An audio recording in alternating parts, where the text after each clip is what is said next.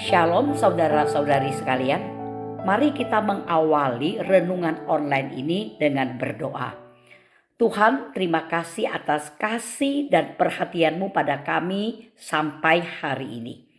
Terima kasih juga kami boleh mengikuti renungan online ini. Engkau tahu melalui renungan online ini kami rindu bisa mendapatkan pengajaran-Mu yang berharga dan yang sangat berarti bagi kami. Maka tolonglah kami yang lemah dan terbatas ini untuk bisa mendapatkan berkat-Mu melalui renungan online ini. Demikian doa kami panjatkan dalam nama Tuhan Yesus Kristus. Amin.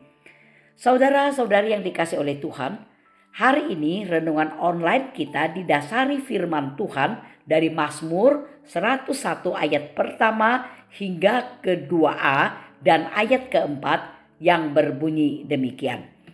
Aku hendak menyanyikan kasih setia dan keadilan. Aku hendak bermazmur bagimu ya Tuhan. Aku hendak memperhatikan hidup yang tidak bercela. Hati yang serong kubuang jauh-jauh. Aku tidak mau kenal kejahatan. Saudara-saudari yang dikasihi oleh Tuhan, harus diakui hari ini banyak orang memiliki pengetahuan teologi yang banyak, yang hebat. Bahkan mereka berkata sangat mempercayai atau meyakini pengajaran dari teologi tersebut. Namun ajaran teologi tersebut cuma ada di pikiran mereka dan tidak ditunjukkan dalam cara hidup mereka. Saudara-saudara, sebagai umat Tuhan, sadarkah kita bahwa teologi bukanlah pengajaran untuk pikiran saja, tetapi sebagaimana yang seharusnya dilakukan oleh seluruh hidup. Maka ajaran teologi selain dipahami atau diyakini, sekaligus juga harus ditunjukkan di kehidupan nyata ini.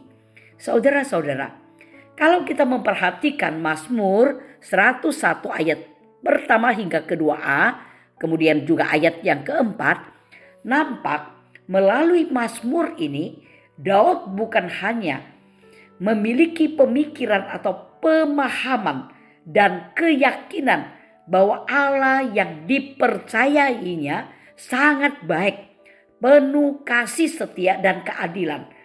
Namun kepercayaannya ini dapat ditunjukkannya dalam hidupnya yang membuatnya memberi respon dengan hidup tidak bercela, dengan hati tidak serong, dengan hidup tidak dalam kejahatan. Artinya Daud bisa menunjukkan hidup yang berintegritas sesuai dengan ajaran teologi yang diyakininya. Saudara-saudara, di realita hidup ini kadang terlihat ada umat Tuhan berkata bahwa ia percaya kasih karunia Allah berlimpah di hidupnya, tetapi tindakannya pada keluarganya justru menunjukkan ia seorang yang kurang memiliki kasih karunia Allah.